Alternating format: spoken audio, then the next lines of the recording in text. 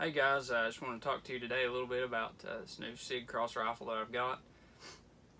I got this about a month ago, bought it at Bass Pro here locally, and just wanted to do a little quick review, maybe 5-6 minutes long on it. I picked this rifle up here just to do a little bit of maybe shooting, hunting, long range shooting. It's got a 18.5-inch barrel, as all the Creedmoors do. They also make it in a 16-inch 308. I set this one up with a Vortex Razor HD Gen 1 5-20 by 50. It's got the EBR 7 mil reticle.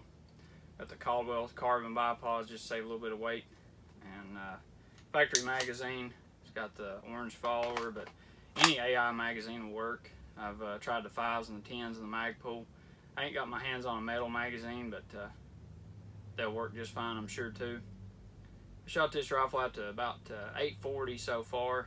I've got the capability to shoot out to 1370, and this thing with these Cellular and Balot 140s, it's shooting about 8.5 mils at 847, which ain't terrible considering it's short barreled. I've got another 6.5. It's shooting about 6.5 mils in that range. I've got the Elite Iron STFU suppressor. It's one of my favorite suppressors. Pretty quiet, a little bit heavy, but excellent suppression. Almost no point of impact shift. One of the things I want to talk about is this folding stock. It's a little bit stiff, but it's worked in pretty well for me. Sliding butt pad. It's also got a length pull adjustment and a cheek piece that raises. Got pretty low scope rings on this, so I might have 1/10 of an inch or so in a vertical adjustment. But the bolt lift on this thing is so good. The safety is real smooth. It does have a secondary notch sort of in between fire and safe, but I think that's part of the recall that they had on these rifles. This rifle is a post recall, but it shoots good, the trigger's good. I adjusted on it just a little bit. I'm not sure exactly what it's breaking at.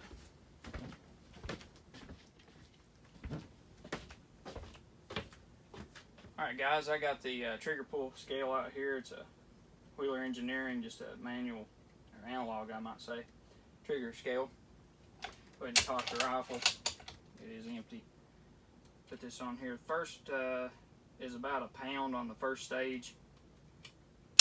And it's pulling about anywhere between, I'll do best of 3 I guess, 3 average. That's about a 3 pound. First was about a 2. That's about 2.5. I'll go ahead and do 5. That was about 2.5. That's about 2.5. It's on average about 2.5 pound trigger pull between 5 pulls.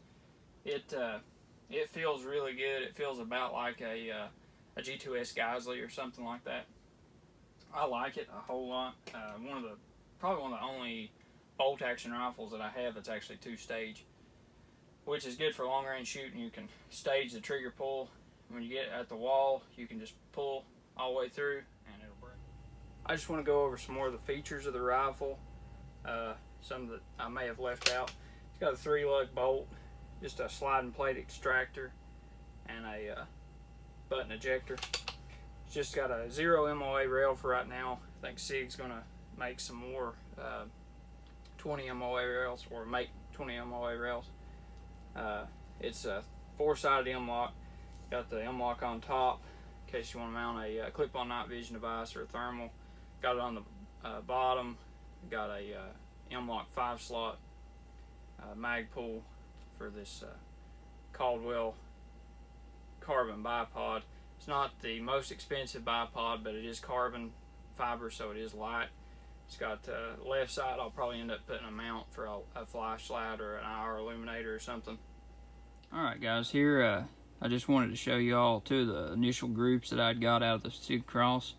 This was during the break-in procedure on the barrel. You're supposed to fire 5 shots and then clean, fire 5 and clean, fire 5 and clean, then go to 3 clean, 3 clean, 3 clean.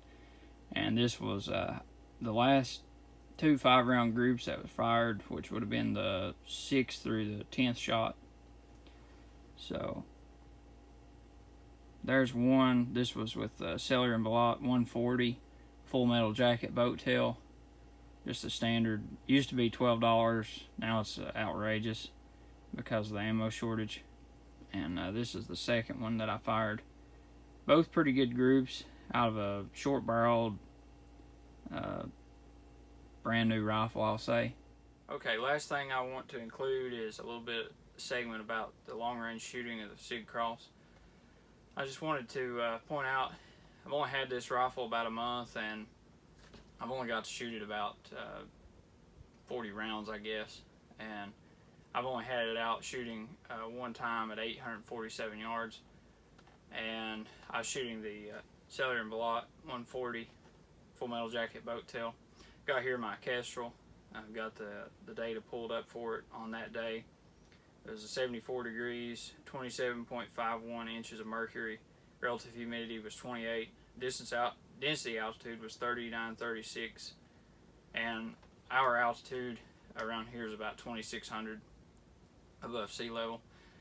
And when I shot these 140s, based on what I'd read on Sniper's Hide and based on my experience with them before, I wasn't going to get a whole lot of velocity like you would with a hand loaded ammunition. And out of the Cross with this 18.5 inch barrel, I got about 25-40 average off of the Kestrel as far as getting a muzzle velocity, a true muzzle velocity, based on the G7 coefficient that's on the box of the Cellular and Ballot.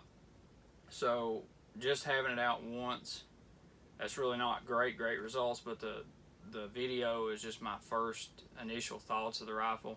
I'll probably, July, August, we'll probably have another video where I'll probably put at least 100 rounds down range, and from 100 to 1370, and see just how this rifle will perform.